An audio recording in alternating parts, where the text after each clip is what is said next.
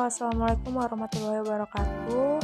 Di sini saya akan memberikan testimoni tentang pembelajaran sebelumnya Pancasila sebagai paradigma pembangunan politik dengan dosen pengampu Bapak Sanjaya MSI.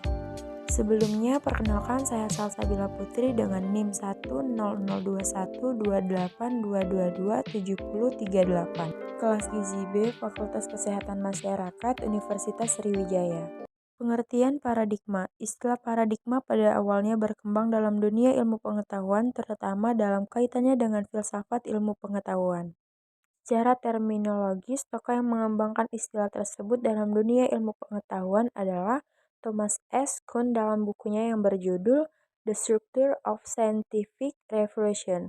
Paradigma juga merupakan suatu asumsi-asumsi dan asumsi-asumsi teoritis yang umum. Paradigma itu sendiri merupakan asumsi-asumsi dasar dan asumsi-asumsi nilai sehingga merupakan suatu sumber hukum, metode, serta penerapan dalam ilmu pengetahuan yang menentukan sifat, ciri, serta karakter ilmu pengetahuan itu sendiri. Pengertian politik. Secara etimologis, politik berasal dari bahasa Yunani yaitu polis, berarti kota yang berstatus negara, atau city-states. Dari bahasa Yunani yang artinya politikus, berarti dari, untuk, atau yang berkaitan dengan warga negara. Politik adalah proses pembentukan dan pembagian kekuasaan dalam masyarakat yang diantara lain berwujud proses pembuatan keputusan khususnya dalam negara. Pancasila sebagai paradigma pembangunan politik. Pancasila sebagai paradigma dalam pembangunan politik haruslah berdasarkan dari nilai-nilai moral yang terdapat dalam Pancasila.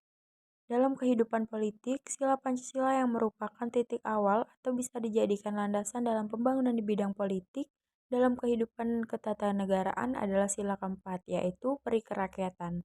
Rakyat tidak hanya dijadikan sebagai objek politik, tetapi juga sebagai subjek atau pelaku dalam kehidupan politik. Negara Indonesia menganut sistem demokrasi Pancasila yang memiliki model pemerintahan dari rakyat, oleh rakyat, dan untuk rakyat.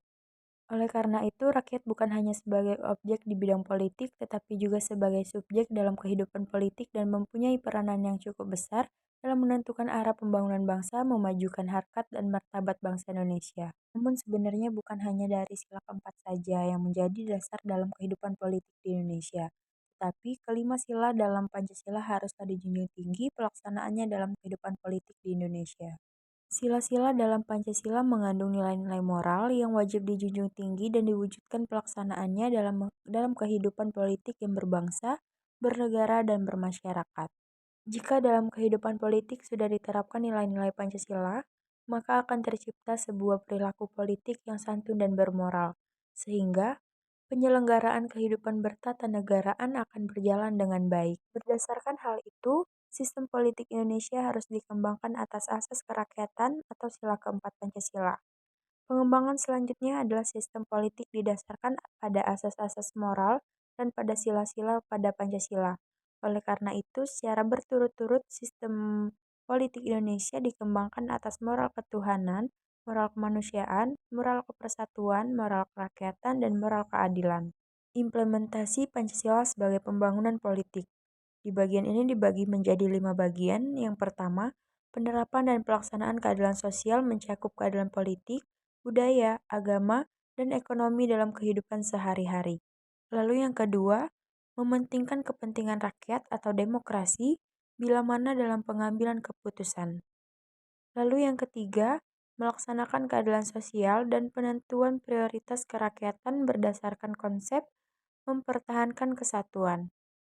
Dan yang keempat, menggunakan pendekatan kemanusiaan yang adil dan beradab demi mencapai tujuan keadilan sosial itu sendiri. Lalu yang terakhir, nomor 5 adalah nilai-nilai keadilan sosial, demokrasi, persatuan, dan kemanusiaan bersumber pada nilai ketuhanan yang Maha Esa. Itu dari 5 penjelasan tadi.